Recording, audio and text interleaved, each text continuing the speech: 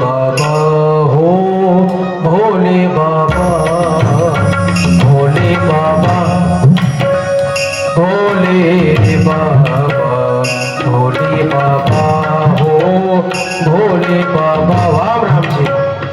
भोले बाबा, भोले बाबा, भोले बाबा, ओ भोले बाबा, भोले बाबा, भोले बाबा,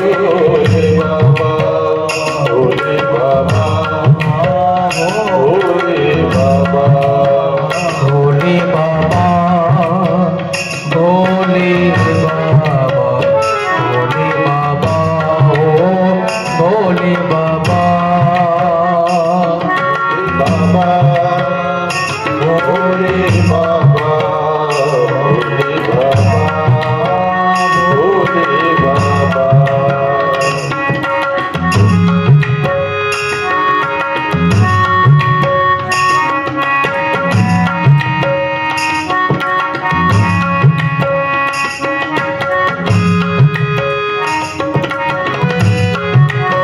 क्या वजह हो।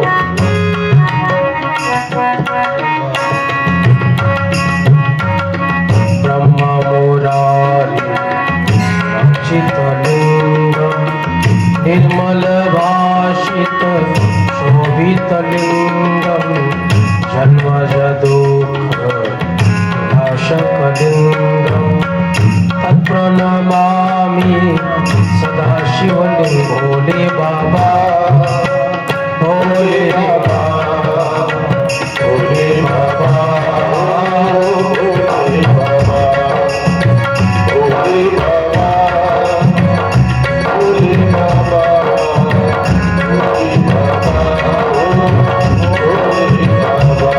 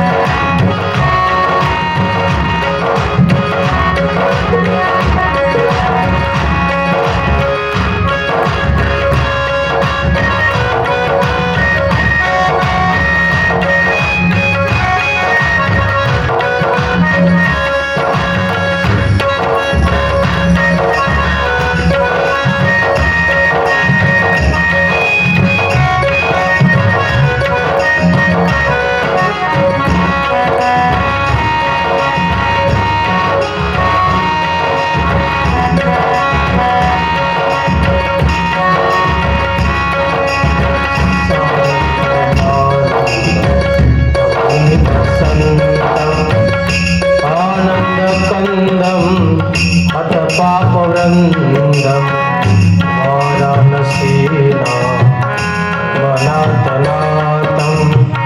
श्रीविश्वनाथं शरणं प्रपद्ये। भोले बाबा, भोले बाबा, भोले बाबा, भोले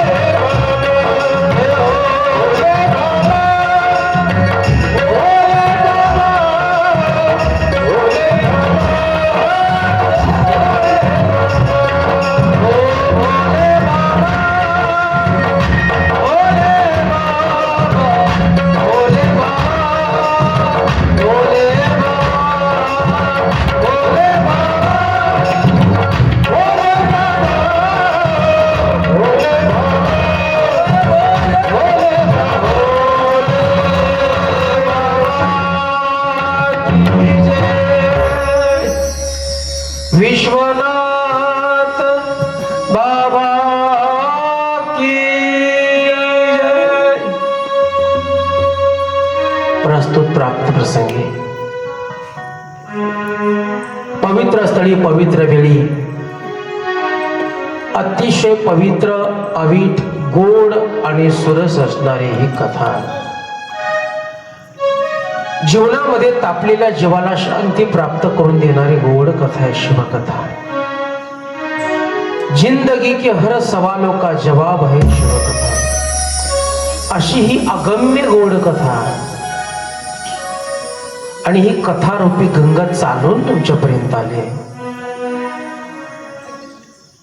काही कथा मनाला सुख देतात पण पुण्य प्राप्त होत नाही.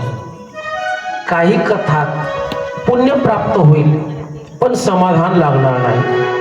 पण ही अशी एकमेव कथा आहे, ही तुम्हाला मला सुखही प्रदान करते, पुण्यही प्रदान करते आणि पापाचा नाश करून भगवान परमात्म्याशी एकरूप करते.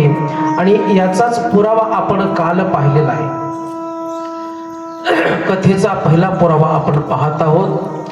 कथेत प्रवेश करण्यापूर्वी अल्पसा परिहार, आणि तो म्हणजे या ठिकाणी कालपरींची कथा आपण श्रवण केली आहे. आणि कालपरींची सगळी कथा तुमच्या डोक्यात बसली आहे असं समजून पुढची कथा सांगतो. माझ्यासोबत असणारे अतिशय गुणवान कलाकार आमचे आदरणीय रामदासजी घोडके सर पातुर्डकर, तेही उपस्थित आहेत, त्यांना धन्यवाद आहेत. आमचे अहमदपूरून आलेले आमचे एकनाथजी महाराज बडे, त्यांनाही या ठिकाणी धन्यवाद आहेत.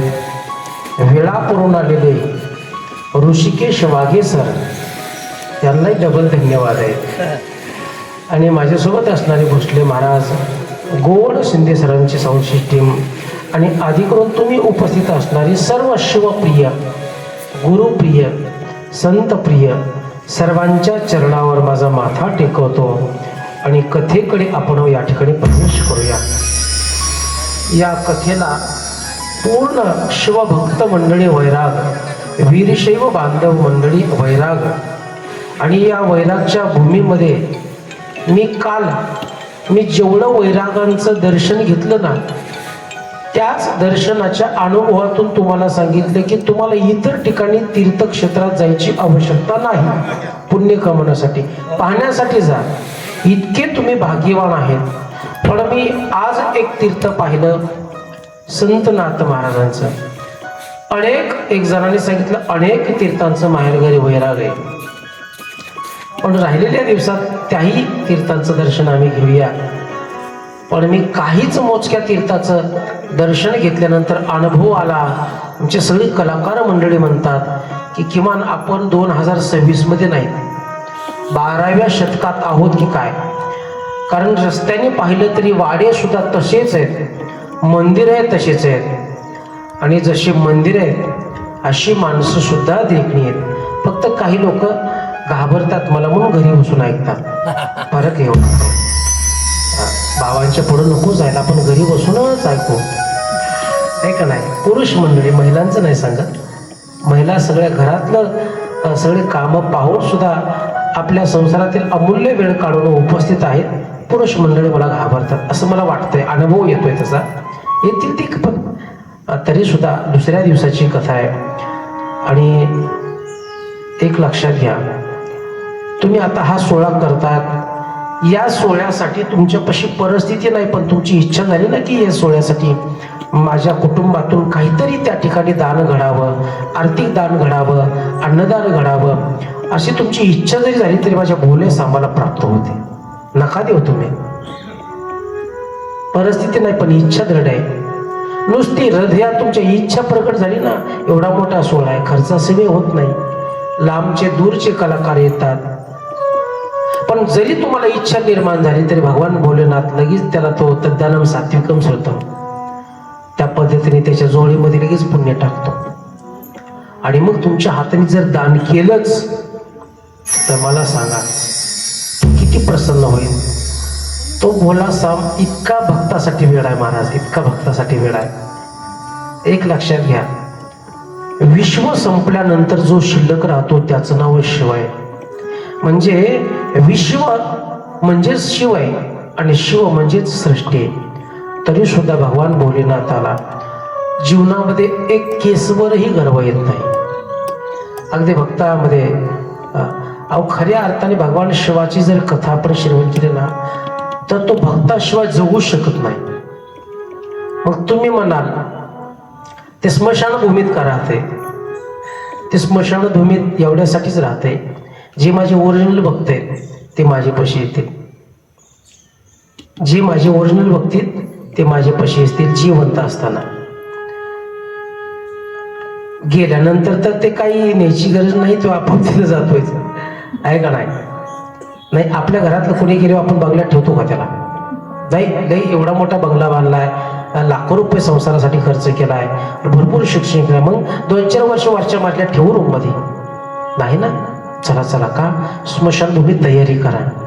भगवान भोलेनाथ म्हणते गेल्यानंतर तर तू माझ्याकडे येणारच आहे, पण आहे जोपर्यंत जीवन तोपर्यंत माझ्याकडे यावं. म्हणून ही परीक्षा आहे महाराज. असा तो इतका भोला सांब आहे आणि सगळ्या भक्तावर अगणित प्रेम करणारे असे भोलेनाथ आहेत. आणि सांगायचं तात्पर्य जीवनामध्ये एक लक्षात घ्या, त्याचा एक नियम आहे, तो काही का होईना घेतो. मग तो पैशाचं असं नाही, घेशी तेव्हा देशी ऐसा तो उदार तर आहे तो. पण तुमच्याकडून काय घेतो? मग तुमच्यापाशी काहीच नाही ना, चित्त द्या. ते देऊ शकत नाही का, मग नाम घ्या. ते देऊ शकत नाही ना, मग वेळ द्या. ते देऊ शकत नाही ना, एक तांब्यावर पाणी होता, त्याच्यापेक्षा काही करू नका. ज्या फुलाकडे माणसं पाहून सुद्धा त्या फुलावर प्रेम होत नाही, त्या फुलाबद्दल आस्था निर्माण होत नाही, फक्त भगवान शिवाला आवडतंय म्हणून लोक ते फुल तोडतात, असं फुल मराठी गावरान भाषेमध्ये धोत्र्याचं फुल म्हणतात. कोणी त्या फुलावर प्रेम केले का? हातवरी करावं.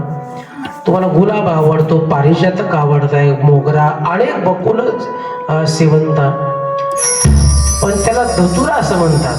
ते श्वेत आहे आणि ते फुल सगळ्यात आवडतंय.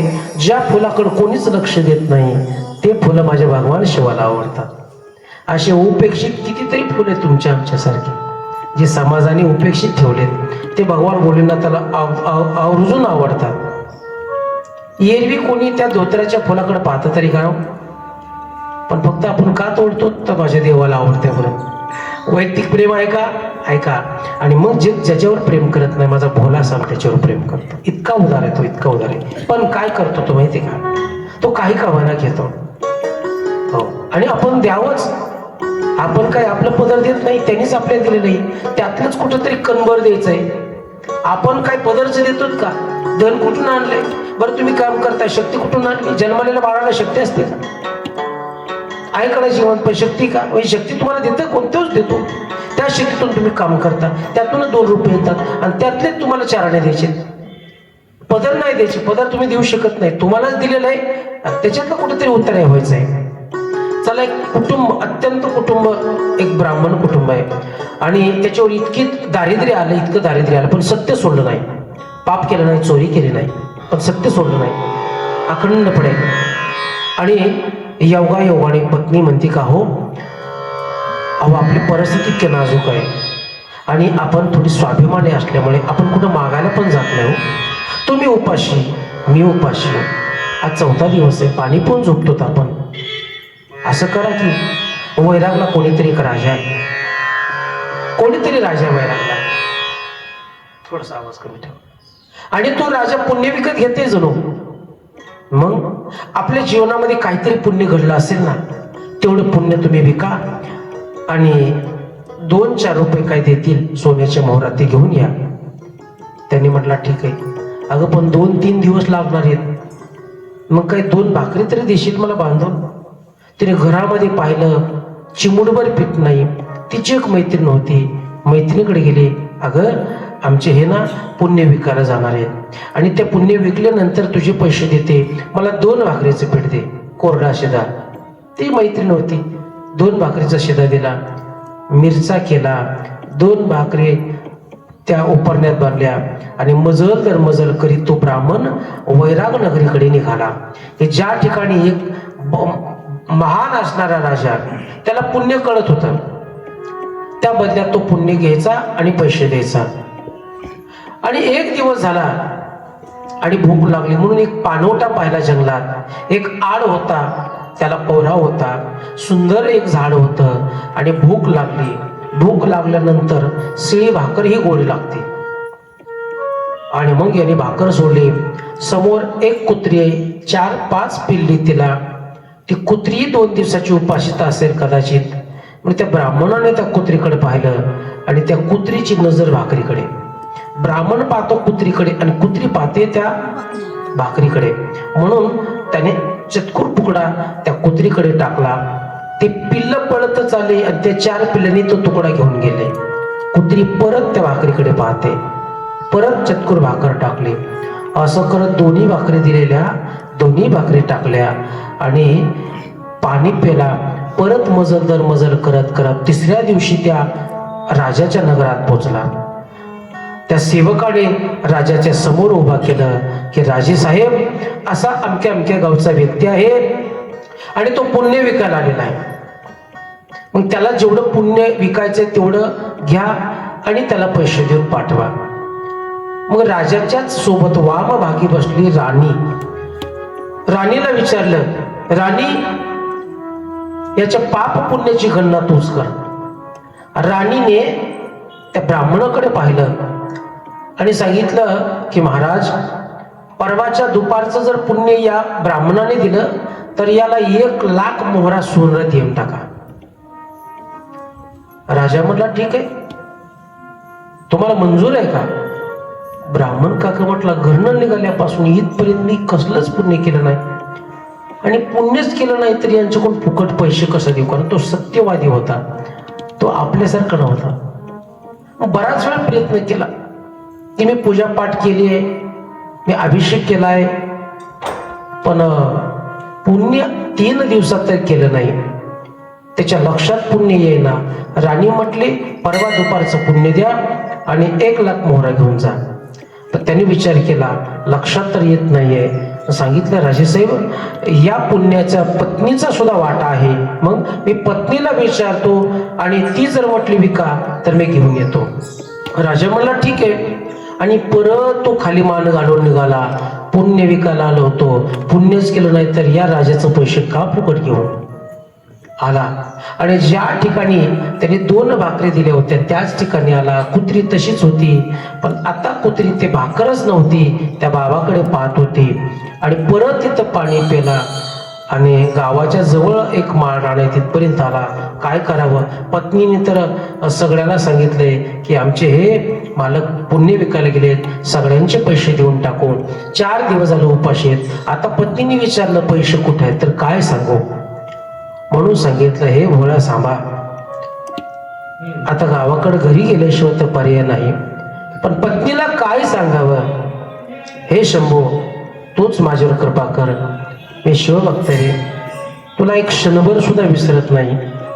मग तिथली माळावरचे असे गोटे, 1 किलोचा 2 किलोचा असे गोटे 2-4 घेतले, अशा उपरण्यात बांधले, गटुडा खांद्यावर घेतलं, घामाघूम झाला, घरी गेला.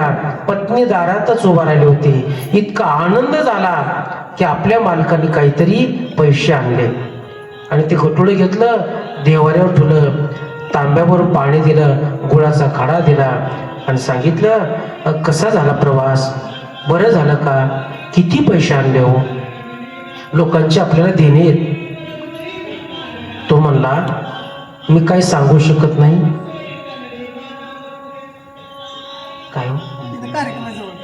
बर, असू द्या, त्यांनाही त्यांचा आनंद घेऊ द्या. फक्त तुमचं चित्त इकडे होऊ द्या, तिकडे जाऊ द्या, नाही का? नाही, म्हणजे लिंक तुटत नाही. आता ऐका, तुमची इच्छा नसली इकडे पाण्याची तरी पावच लागत 25 तारखेपर्यंत. तुमची नाही इच्छा इकडे पाहायची, पण पावच लागेल 25 तारखेपर्यंत. नावेलाच ऐका. आणि योगाने शिवरंजनी टाका. पत्नी म्हणते, सांगा ना, बोला ना.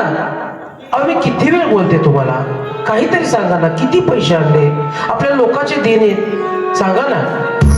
तुम्हाला लागल, मी तुला सांगणार नाही, पण उपारण्यात आणले बघ बाबा. तुझं गेली देवाऱ्यात, पूजा केली आणि हात जोडले. हे भोल्या, माझ्या पतीने किती पैसे आणले सांगत नाही. पूजा केली आणि गाठोड्याची गाठ सोडली. जशी गाठोड्याची गाठ सोडली तशी किंचाळली, अहो अहो अहो, पाहता का? अहो, इकडे आणा.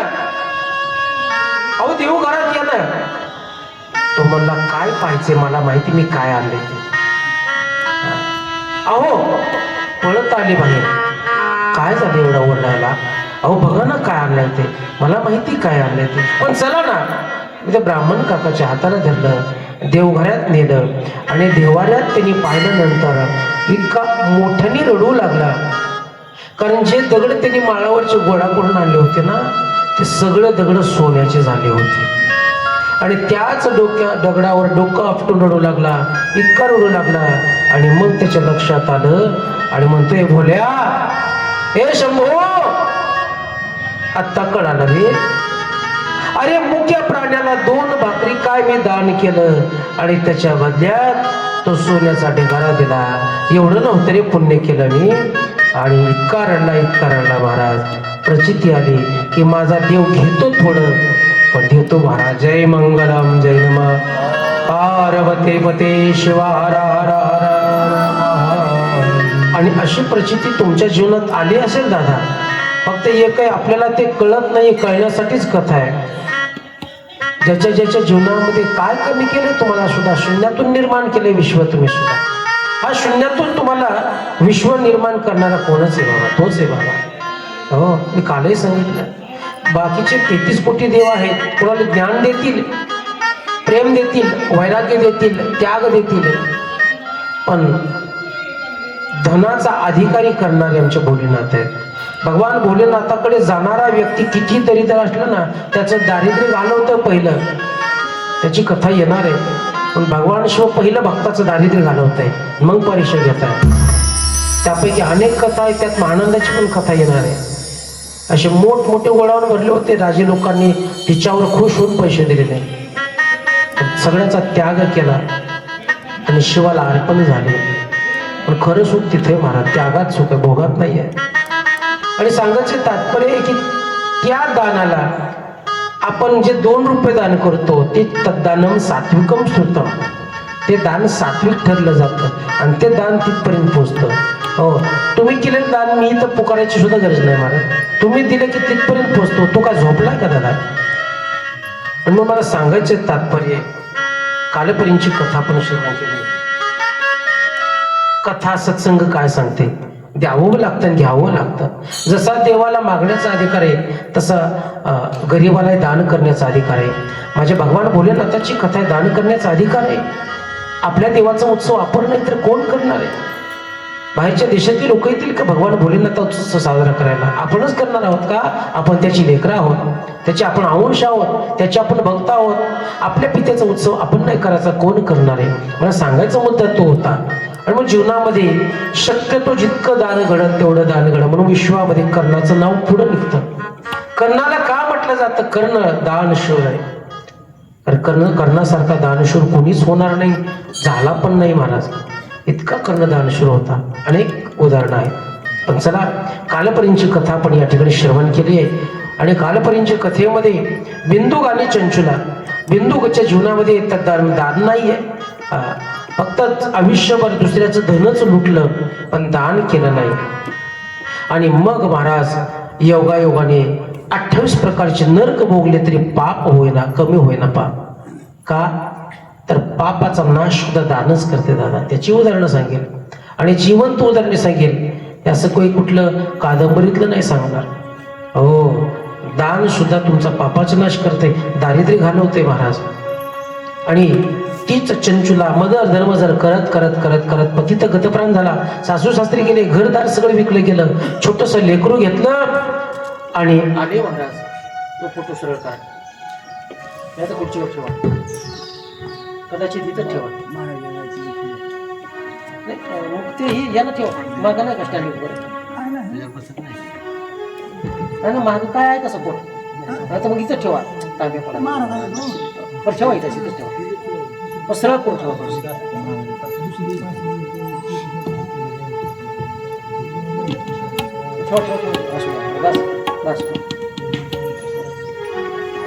ऐका, तीच चंचुला मजा धर्मजार करीत गोकर्ण क्षेत्रामध्ये आले, स्नान केलं आणि तीर्थामध्ये स्नान केलं की तिला पश्चाताप होऊ लागला. आपल्याकडून ही पाप घडलेलं आहे. आणि रडू लागले. आली पायरीवर बसली. आतमध्ये जाण्याचं धाडस होईना. म्हणून जीवनात प्रत्येकाला दोन मन आहे बघा, एक चांगलं मन एक वाईट मन आहे. चांगल्या मनाचं आपण कमी ऐकतो, वाईट मनाचं जास्त ऐकतो. दोन मन आहेत, दोन रस्ते जीवनामध्ये. एक नीतिमत्तेचा, एक अनितीचा रस्ता आहे. नीतिमत्तेच्या रस्त्यावर तुम्हाला खूप त्रास होणार आहे, पण नीतिमत्तेचा रस्ता जिथं संपतो तिथं भगवान भोलेनाथ हात खडे करके. म्हणून तर आपण ज्यावेळेस जय जय मंगलम म्हणतो ना, त्यावेळेस का हात वरी करायचे? त्याचं कारण आहे, हे भोलेनाथ घे बाबा आम्हाला वरी घे, खूप कंटाळलोय, खूप त्रासून गेलोय, म्हणून आपण हात वरी करतो. नीतिमत्तेच्या रस्त्यावर शेवट भगवान भोलेनाथ आहे आणि अनितीच्या रस्त्यावर यमराज आहे. मग जायचं कुठं? मरणार तर सगळे आहोत.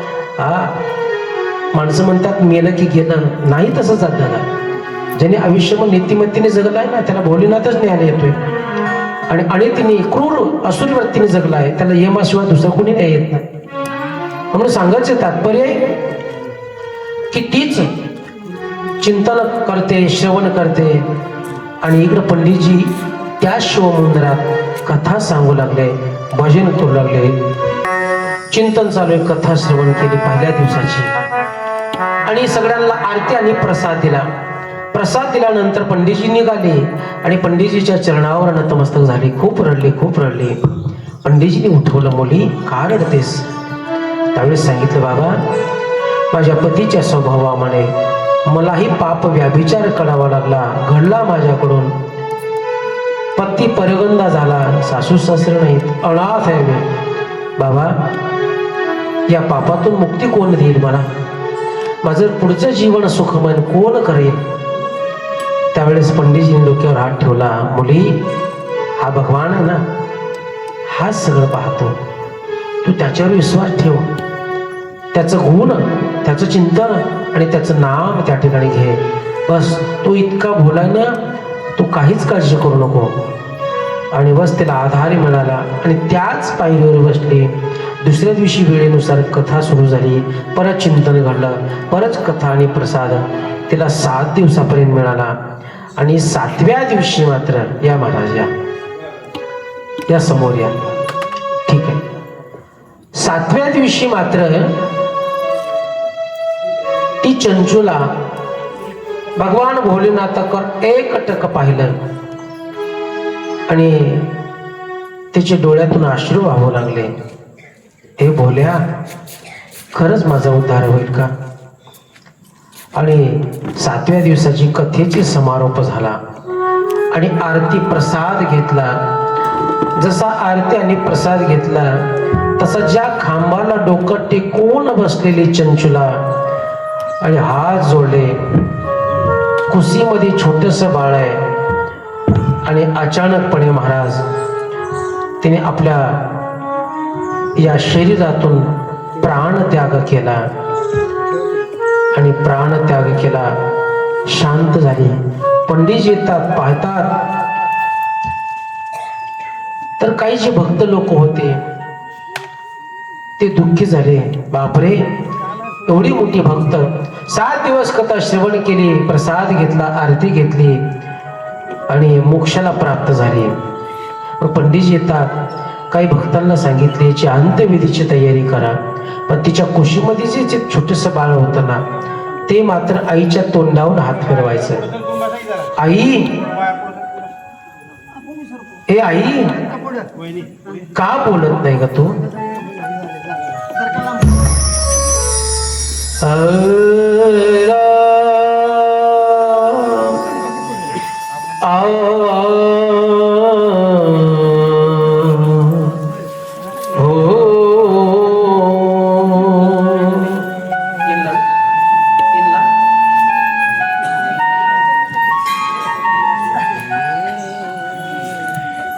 चंचुलीने 7 दिवस कथा ऐकली आणि प्राण सोडला. काय योगायोग आहे महाराज. पण छोटस बाळ कुशीमध्ये रडतंय, खूप रडतंय, खूप रडतंय. आई ग, आई का बोलत नाहीये? काही लोकांनी चंचुलीला अंत्यविधीसाठी घेऊन चालले. ते लेकरू सोडू ना. बाबा, माझी आई बोलत नाहीये. माझ्या आईला कुठे घेऊन निघाले? माझी आई का बोलत नाहीये? रडते महाराज. का जीवनामध्ये शुद्ध निर्मळ प्रेम करणारी व्यक्ती निघून गेली का, की विश्वातलं किती मोठं सुख असू द्या शून्य, त्यापुढे शून्य. आईच्या प्रेमापुढे, बापाच्या प्रेमापुढे ते पैसा असेल, ऐश्वर्य असेल, शून्य दादा. कारण प्रेमाची सर येत नाही. देव सुद्धा त्या प्रेमाची किंमत करू शकत नाही. असं शुद्ध प्रेम असतंय, निस्वार्थ प्रेम असतंय, काही न घेता केलेलं प्रेम असतंय, त्याला मातृ पितृ प्रेम म्हणतात. आई गेली, चंचूला गतप्राण झाली आणि रडते महाराज. प्रेम स्वरूप आई, वात्सल्य सिंधू आई. रडतय महाराज. आणि बस तिची अंत्यविधी पार झाली. लेकराला घेऊन आले. पण ज्या क्षणी तिने कथा समारोप, कथा श्रवण करून प्राण सोडला, त्या क्षणी कैलासाहून काही दूत पालखी घेऊन गेले. त्या पालखीत चंचूला बसले आणि भगवान शिव पार्वतींच्या सन्मुख गेले. आणि ते विश्व पाहिलं, ते स्वर्ग पाहिलं, ते कैलास पाहिला, शिव पार्वतीला पाहिलं. इतका आनंद झाला. आणि बस त्यांच्या चरणावर डोकं टेकवलं. इतकी चंचला रडली, इतकी रडली, इतकी रडली, किती रडली. आपल्या डोळ्यातल्या आश्रवाने शिव पार्वतीच्या चरणावर अभिषेक केला. आणि मग पार्वती मातेने तिला जवळ केलं, तिच्या डोक्यावर हात फिरवला. मी प्रसन्न आहे चंचुले, काय मागायचं ते माग. काय मागावं तिने. देव स्वयं प्रसन्न आहे, काय मागावं. तुम्ही आम्ही काय मागितलं असतं. चंचुली रडते आणि म्हटले की आई माते तू प्रसन्न आहे ना. जसा माझा उद्धार झालाय असा माझ्या पतीचा उद्धार व्हावा. याला पतिव्रता म्हणतात. ज्या पतीने आयुष्यभर त्रास दिला तरी पतनापासून पतीला वाचवते, तिचं नाव पत्नी आहे. आणि पतनात पण येते, तिचं नाव पत्नी आहे. हो, काही पत्नी पतनाला पण कारणीभूत आहे आणि काही पत्नी की पतनापासून प्रवृत्त करतात. आणि मग तर जगन्माता पार्वती परांबा अतिशय प्रसन्न झाली आणि तुंबरूला बोलावून घेतलं. की जसं भगवान विष्णुदेवाचा अखंडपणे चिंतन किंवा भजन करणारे नारद आहेत, तसे विश्वातले पहिले भक्त आहेत जे अखंड आपल्या गायनातून भगवान शिवाची महिमा जगासमोर प्रकट करतात. त्याचं नाव आहे तुंबरू. काय नाव आहे? तुंबरू. लक्षात ठेवा. तुंबरूला बोलावून घेतलं. त्या तुंबरूची मूर्ती राम महाराज, कदाचित इथं 2 आहेत मूर्त्या. त्यात 2 मूर्तीच्या गळ्यामध्ये विण आहे. त्यापैकी एक नारद जे आहेत हे तर कळत आहे, पण दुसरे जे आहेत ते आम्ही अंदाजे ठरलो हे तुंबरू आहेत. तुंबरूचं जास्त चित्रीकरण नाहीये. तसेच संतनाथ महाराजात पण 2 मूर्ती आहेत. हे नारद आणि तुंबरू तेव्हा काळापासून आहेत. जसं विष्णूचं भजन करणारे तसं शिवाचं भजन करणारे. तुंबरूला बोलावून घेतलं, सांगितलं ज्या ठिकाणी हिचा उद्धार झालाय त्या ठिकाणी परत शिवकथेचं आयोजन करा. हिचा पती कुठे ते पहा, त्याला तिथं आणा आणि मग महाराज त्याचा उद्धार करून घ्या. तुंबरू आणि चंचुला निघाले. पण तिला वाटलं की ज्या लेकराला सोडून आपण आपला प्राण त्याग केला ते लेकरू कुठे पाहावं. आली महाराज. आता ते शरीर दिव्य शरीर आहे बाबा. हे रक्तमासाचं शरीर आहे. हे शरीर पंचमहाभूताचं शरीर आहे. आणि हे शरीर सुटल्यानंतर तो आत्मा एक देह धारण करतो, त्याचं नाव आहे दिव्य देह. याच्यापेक्षा वेगळा देह आहे ते प्रत्येकालाच मिळत आहे. चला, अतृप्त आत्मा असेल तर तो इथंच थांबतो जोपर्यंत त्याचा आयुष्य संपत नाही. आणि तृप्त आत्मा आहे तो भगवान शिवापर्यंत जातो. आणि मग अतृप्त आत्म्यासाठीच आपल्याला दोषमुक्त व्हावं लागतंय. हे दोष का, त्रिपिंडी का करायची नाही, आपल्यात नाही सांगत त्रिपिंडी करायला, तरी सुद्धा दोष लागल्यानंतर काढावाच लागतो. आणि मग ते आपल्या घराण्यामध्ये, आपल्या पूर्वजामध्ये कोणी अतृप्त व्यक्ती असेल, अर्ध्यावर गेला असेल, त्याचं मन, त्याचं वासना त्याच घराण्यात राहिले असेल, तर त्याची इच्छा पूर्ण करण्यासाठी त्रिपिंडी करावं लागते. आणि मग त्याला दोषमुक्त, सर्व पितृदोषाय नमः, दोष काढावाच लागतो. त्याला घडतो त्याची कोण अपेक्षा असतात आपल्याला. जसं नवग्रहाच्या अपेक्षा असतात, ज्या ग्रहाच्या अपेक्षा आपल्याकडून पूर्ण झाल्या नाहीत तो ग्रह परत आपल्याकडून अपेक्षा मागतो. म्हणून कोणाला मंगळाचा दोष आहे, कुणाला बुधाचा आहे, कुणाला शुक्राचा आहे, कुणाला शनीचा आहे. ज्या ग्रहाची आपल्याकडून अपेक्षा अवेलना झाली तो इथं जन्माला आला की तो ग्रह आपल्याला सोडत नाही. मग कुणाला मंगळ दोष आहे, कुणाला आश्लेषा नक्षत्रांचा दोष आहे, आणि मग त्याला जे पाहिजे ते द्यायचंय. यात दोष म्हणजे एवढा दोष नसतोय. मंगळाचा दोष आहे, मंगळ आहे पत्रिकेत, काय करायचं, त्याचा जप करायचा, त्याचं भजन करायचं. तू मोठा, तुझा बाप मोठा, तुझा घराणा मोठा, तुझा सासरा मोठा, आणि त्याला खुश करायचंय. हा, काही लोक मंगळ, अरे बाबा मंगळ नको, आमच्या घरात सगळ्यांनाच मंगळ दोष आहे. हा, म्हणजे प्रत्येकाच्या पत्रिकेत काय असेल त्याचं चला सगळे निर्दोष आहेत. सांगायचं तात्पर्य, ज्याचं आपल्यावर काही अपेक्षा असतात त्याचं त्याला देऊन टाकायचं. तो खुश झाला की दोष निघून गेला. कशाला जातोय, दारात अतिथी आला आहे का नाही, आला का निरंजन, काय पाहिजे तांदूळ द्या, दिल्यावर कशाला थांबतोय, का घर माझ्या नावावर करा बरी का. हा, तसंच त्यामुळेच ते दिव्य धारण केलं आणि त्याच शिवालयाच्या समोर आली. पाहते तर ते तिचा मुलगा, बघा काय खूप सिरियसली कथा आहे. ज्यावेळी तिने पाहिलं तर त्याचं छोटस लेकरू जिथं तिची अंतविधी केली ना तिथंच गुडघ्यामध्ये मान घालून रडतय. आई आई म्हणून रडतय. आई आई नाही चकुला तुझी वाट पाही, आई आई करते. आणि ज्यावेळेस आईने पाहिलं की माझं छकुला गुडघ्यामध्ये मान घालून माझं चिंतन करतंय, आई आई करतंय, काय वाटलं असं नाही का. आणि मग हाक मारले महाराज. आणि ज्यावेळी त्या लेकराने आईकडे पाहिलं आणि पाहिल्यानंतर दिव्य शरीर मिळालंय, श्वेत वस्त्र परिधान केलेले, ते शक्ती पाहिली, तेज पाहिलं, आईच आहे म्हणून ते लेकरू पळत जाते. महाराज किती रडावं, आई किती रडते, लेकरू किती रडतंय. आणि आई लेकराची भेट झाली. आणि मग विंध्याचल पर्वतावर हिचा पती जो आसुरी वृत्तीने जगला, मृत पावला, पिशाच्या योनीमध्ये जीवन जगत होता. आणि मग ते दृश्य पाहिल्यानंतर तीही रडू लागली. मग विंध्याचल पर्वतावर त्याला तिथं आणलं जिथं शिव महापुराण कथा करायची. त्या ठिकाणी आणलं, त्याला समोरच्या झाडाला बांधलं.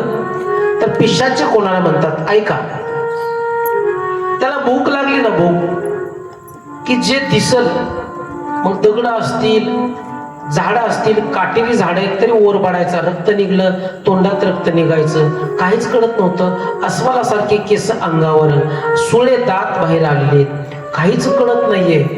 म्हणजेच की जसं आपल्याला इथं गटारीतलं पाणी घाण दिसतं तुम्हाला आम्हाला, बरोबर का नाही. आणि पिशाच्या यवनीमध्ये गेला का त्याला ते पाणी स्वच्छ दिसतं. आपल्याला ज्या गोष्टी निषिद्ध वाटतात त्याच त्याला आवडतात, त्याला पिशाच म्हणतात. काय खावं आणि काय प्यावं हे ज्याला कळत नाही त्याला पिशाच समजा.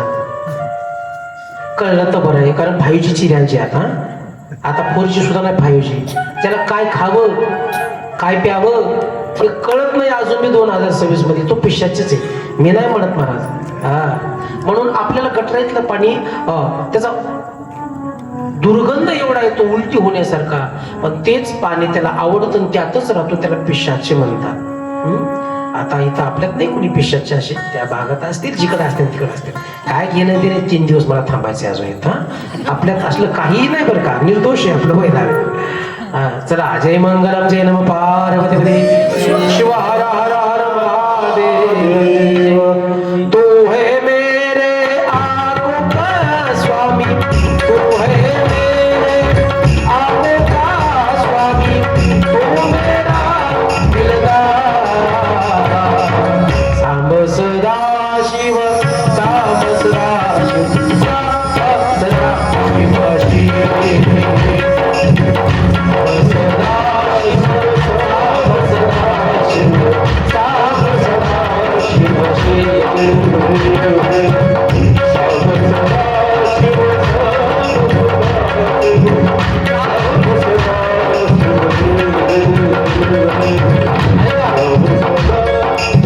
या स्वरामध्येच संत राष्ट्रसंत तुकडोजी महाराजांचं भजन आहे. तेरे बुजुर्गों ने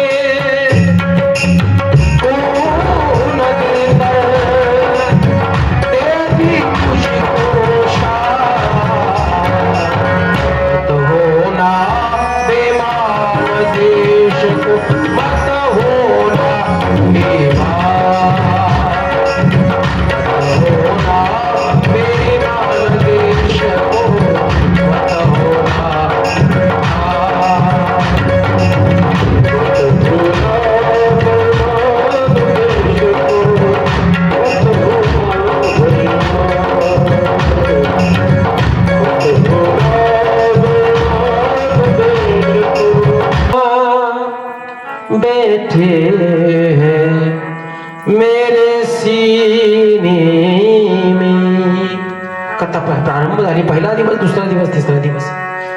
कथा समारोप ज्या दिवशी, त्या दिवशी आकाशामध्ये वीज कळाली आणि आकाशात वीज कळाल्यानंतर जे तेज प्रकट झालंय आणि त्या तेजाच्या प्रकाशामध्ये पिशाच यवनीमध्ये अनेक वर्ष ज्याने यातना भोगल्या, दुःख भोगलं आणि काय परिणाम झाला महाराज. भगवान शिवाची, महाकालाची एवढी कृपा झाली. एखाद्या गंधर्वासारखा स्वरूप संपन्न असणारा त्या पिशाच्या योनीतून प्रकट झाला आणि जसा त्यातून बाहेर आला सुंदर देखणा गंधर्वासारखा तो बिंदूक दिसू लागला आणि आपल्या पत्नीच्या समोर हात जोडले, धरणीवर काठी पडावी असे धार देशने साष्टांग दंडवत घातला महाराज आणि रडला महाराज. चंचुलीने उठवलं, मी तुमची पत्नी आहे, पाप होईल माझ्याकडून, माझ्या समोर हात जोडू नका. त्यावेळेस त्यांनी सांगितलं की चंचुले, एवढं सगळं तुला दुःख दिलं, घरादारांना दुःख दिलं, सगळ्या जगाला दुःख दिलं, इतका त्रास लोकांनी सहन केला, एवढं पाप केलं, एवढं पाप केलं, तरी सुद्धा या पापातून तू मुक्त मला केलं, म्हणून तू माझी पत्नी नव्हेस, गुरु पण आहे. आणि आहेत अशा पत्नी महाराज मी पाहिल्या. एवढा पती वाया गेला पण तिने तिची निष्ठा सोडली नाही. शेवटी आपल्या पतीला तिने आपल्या गावरान भाषा वटणीवर आणलाच. ऐक नाही तर वटणीवर नाही म्हणायचं, मग सही रस्ते पर लाया आहे. आपल्या पतीला सांगितलं गुरु काय असते, चरणसेवा काय असते. मग पतीला दीक्षा द्यायला लावली. स्वामींना सांगितलं दीक्षा द्यायची. किती वर्ष आहे? बस 45 वर्ष आहे. इतक्या वर्ष का ना घेतली? विचारच नका, पण आणलंय गोड बोलून मी, पुढे समोर बसवा. पण मुंडन करावं लागेल. नाही त्यांची इच्छा नाही, नका करू दे, पण दीक्षा द्या. आणि मग कळेल गुरुचं चरण काय असते, शिवपूजा काय असते. जीवनात बदल घडायचा तर काहीतरी त्याग करावा लागेल ना त्यात. कारण आपण जर त्यागाशिवाय जगत असेल तर आपल्या जनावरात काही फरक नाहीये का. जनावराला भूक लागली की खातात, झोप वाटली की झोपतात, लढू वाटले की लोकतात, भोगू वाटले की भोगतात. मग आपल्यात जनावरात काय फरक आहे. जनावरांमध्ये प्राण्यामध्ये त्यागच नसतो ना, त्याग असतो तुमच्या आमच्यामध्ये. आणि म्हणून त्यागाशिवाय जीवन सुंदर होऊ शकत नाही दादा. हो, संयमात खूप आनंद आहे महाराज. त्यावेळेस पाहिलं होतं मंदिर, त्याला झालं 18-20 वर्ष. ऐका चला, आपलाही उद्धार केला, आपल्या पतीचा उद्धार केला आणि मग तिला पतिव्रताच म्हणतात. आहेत आमच्या, मी काही दिवसापूर्वी आमच्या गावामध्ये आमच्याच घरी दीक्षाचा कार्यक्रम घेतला होता. तो लग्न झाल्यापासून पतीच नाही कुणाचंच ऐकत नव्हता. घरातली सगळी घाबरायची. योगाने गोड बोलून काय काय चमत्कार केला, काय मंत्र टाकला असेल त्या पत्नीने. आणि मग 50व्या वर्षी म्हणलं महाराज माझं नाव नोंद घ्या. म्हणजे का, मला दीक्षा घ्यायची. म्हणलं वा, आनंद आहे. आता राहिलेत किती दिवस हो, कशाला उगवत घेण्याचं आणि येड्यासारखं करता. नाही ना म्हणले, आता दीक्षा घ्यायची. म्हणजे विचार करा की यात पत्नीचाही खूप मोठा भाग असतो. मला सगळ्याच सारख्या नसतात, पण आईच कथा, कारण त्या पतिव्रतेच्या जीवावर पृथ्वी टिकलेली. कोणीतरी संत महात्मे या भूमीत आहे, त्याच्यावर तर पतिव्रतेमुळं, त्या साधू संतामुळे पृथ्वी आज या ठिकाणी टिकलेली महाराज. हो, ज्यावेळेस ते साधू संत आणि पतिव्रता इथून जातील ना, त्यावेळेस कयामत येणारे, मग प्रलयच होणारे महाराज. आणि त्याचं भविष्य पण आहे, कारण कलियुगाला लवकर देवाला घालवायचंय. ऐका नाही, चला सांगायचं तात्पर्य. आणि बस दोघंही भगवान शिवांच्या समोर उपस्थित होतात. आणि जी जया नावाची, जी पार्वतीची मैत्रीण आहे ना, जया नावाची, तीच ही चंचुला झाली. परत ही चंचुला होती ना, कुठल्याही कथेमध्ये जय विजया म्हणून ह्या मैत्रिणी दोन सतीच्या कथेमध्ये पण आहेत आणि पार्वतीच्या कथेमध्ये पण आहेत. दोन्ही कथेमध्ये जय विजय अखंडपणे आहेत. ही जया नावाची जी मैत्रीण आहे ती चंचुला आहे, मैत्रीण सखी झाली महाराज. चला, आणि मग ही कथा कोण कोणाला सांगताय तर ब्रह्मलोकात ब्रह्मदेव नारदजीला, अगस्त ऋषी तुम्हा सर्वांना, आणि इतर नैमिष अरण्यामध्ये सूतमणी शौनिकांना सांगतात. पण सूतमणीला ढेकर जरी आली ना तरी शौनिक जी म्हणायची की बस डिस्टर्ब मत करो, बस कथा सुनावो, बस कथा सुनावो. आपण म्हणले मला जांभळी यायला लागली, तुम्हाला नाही येत. म्हणजे आम्हाला येत नाही, आणि आली तरी आम्ही असे कळू देत नाही. जांभळी उचकी लागली किंवा ढेकर आली तरी कळू देत नाही, तुम्ही फक्त बस कथा सुनावो. ठीक आहे म्हटले. आणि मग विश्वाची कथा या ठिकाणी प्रारंभ करू लागले. हा पहिला पुरावा दिला की इतकंही पाप केलं तरी माझा भोला शंकर आहे ना, इतकंही पाप केलं तरी त्याला आपलंसच करतंय. म्हणून अजून एक मला सांगायचंय, उपेक्षितांचा जर कोण देव असेल तर भगवान भोले शंकर आहे. उपेक्षितांचा, इतर देवांनी इतर समाजांच्या उपेक्षित करून टाकलं ना त्याला आपलंसं करतं. मग शिवगणू कोण आहेत सांगेल मी तुम्हाला. शिवगणू कोण आहेत महाराज? शिवगण हेच आहेत. हा. आणि बस सुतमुनी सांगू लागले की ही चंचुलेची कथा ना ही दैदिप्यमान आहे. आणि ही चंचुलेची कथा कदाचित ज्याच्या जीवनात घडेल ना, त्याच्याकडून चुकून जरी पाप घडला ना, चुकून तरी त्या पापाचा नाश भगवान भोलेनाथ करताय. जो कथा ही ऐकल, जी आजच्या कथेची फलश्रुती सांगतात महाराज. आलेत का बाबा? बरं ठीक आहे, आल्यानंतर आपण उठून स्वागत करूया. मी भजन पण घेईन.